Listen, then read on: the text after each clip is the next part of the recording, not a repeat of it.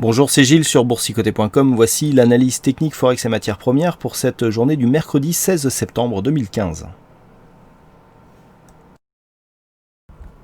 Et on continue sur la même dynamique pour la paire de devises euro-dollar, puisqu'après ici ce contact et donc la poursuite du mouvement haussier. On est venu ici marquer un mouvement de consolidation. Donc hier je vous indiquais que la zone de moyenne mobile 20 exponentielle ici avait l'air de s'imposer comme zone de support. Il y avait quand même une petite fragilité et la petite fragilité s'est confirmée. Alors on est venu ici tester la bolle inférieure, tester la moyenne mobile 50, mais cette zone a vraiment fait office de support puisque les cours sont venus tester, ici ils sont remontés. On s'est approché donc de cette zone de support. Je vous avais donné 1.12 comme seuil éventuel de retournement sur rupture donc de cette zone horizontale et de cette zone oblique. On est resté légèrement au-dessus, les cours remontent, on est désormais au-delà des 1,13. Bon, bien entendu, tout cela dans une perspective où on ne sait pas ce que va faire la Fed, il y a un certain attentisme. Attention, la volatilité pourrait revenir à partir de demain. Je rappelle que les taux seront dévoilés à 20 h et c'est surtout le discours qui ira avec qui pourra aussi provoquer de la volatilité. Donc pour le moment, on reste dans un flux plutôt haussier. Tant que cette zone ici, cette zone de support en vert reste préservée, les indicateurs accompagnent le mouvement. On part ici d'un contexte légèrement suracheté, stochastique RSI. On revient ici en légère survente sur le stochastique, lancer un petit signal de rebond, confirmé par le MACD. Le RSI n'était pas en zone de survente. Bon, c'est un signal, je dirais. Si on rapporte ça au fait que techniquement on vient ici sur la bolle inférieure tester la moyenne mobile 50, c'est un petit signal de rebond. Voilà, mais il faudrait confirmer et le signal sera confirmé sur une rupture haussière des 1,1374. Tant que l'on n'est pas au-dessus de cette zone, il y a neutralisation court terme avec toujours une légère prédominance du mouvement haussier. Il faudrait donc repasser sous les 1,12 pour repasser dans une tendance court terme baissière. Sur le dollar-yen, c'est aussi une certaine forme de neutralisation qui domine. On a toujours ici cette zone donc qui est délimitée ici entre les 121,38, retracement à 61,8% de Fibonacci, et cette zone de 38,2. Bon, on était précédemment sur 118,57. Le dernier rebond ici a validé encore une fois un rebond de Fibonacci comme une zone de support. On est vraiment sur une phase de neutralisation. On voit bien que les Fibonacci jouent un rôle essentiel sur cette évolution neutre. Lorsque l'on se rapproche, on peut bien voir ici les nombreuses résistances ici sur cette phase, hormis la clôture ici hebdomadaire que les cours ont connue fin août. Et ensuite, on a énormément de contacts sur les Fibos. Là, on en a ici.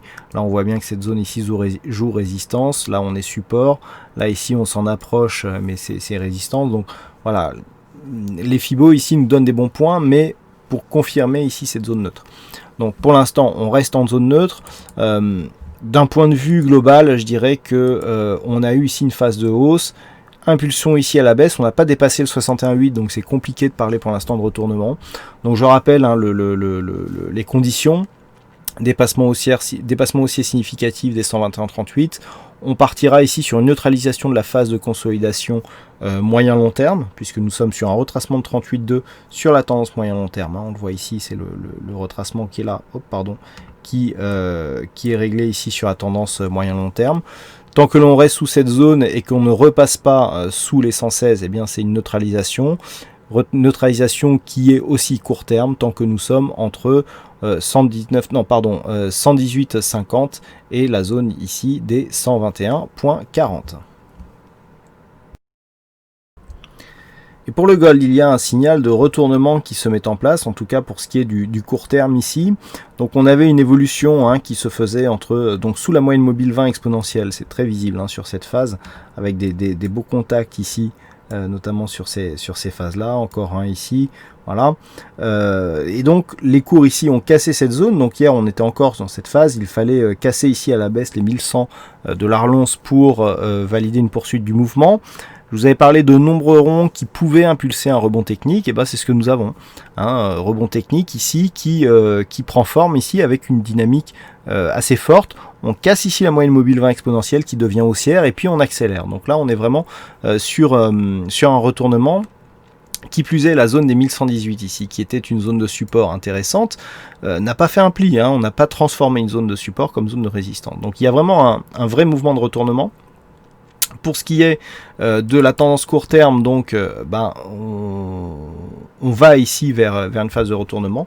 Alors, du point de vue des Fibos, si on prend la tendance directe, eh bien nous avons voilà le 38,2 ici qui a été cassé. Donc 23,6, vous voyez, c'est intéressant. 23,6 ici cassé, qui était précédemment une zone de résistance. Donc on est sur un 23,6 à partir du moment où on vient inscrire ce point bas, parce qu'avant il n'était pas significatif. Donc regardez, on inscrit le point bas, donc on définit les Fibonacci. Ici le 23,6 joue vraiment son rôle de résistance. Donc là on est vraiment sur une phase de stabilisation. Et puis là le deuxième contact, hop, on vient casser. Donc objectif 38,2 cassé tout de suite. On franchit donc la zone des 110,50 et on vient tout de suite chercher la zone 50,61,8. Donc là, la dynamique est forte. Toutefois, du point de vue de la tendance très court terme, on est ici certes sur une grosse dynamique, mais dans une configuration qui commence à être surachetée. Alors l'or est un actif très volatile qui peut supporter ce genre de configuration, mais il semblerait ici que le potentiel direct dans les prochaines heures soit assez restreint.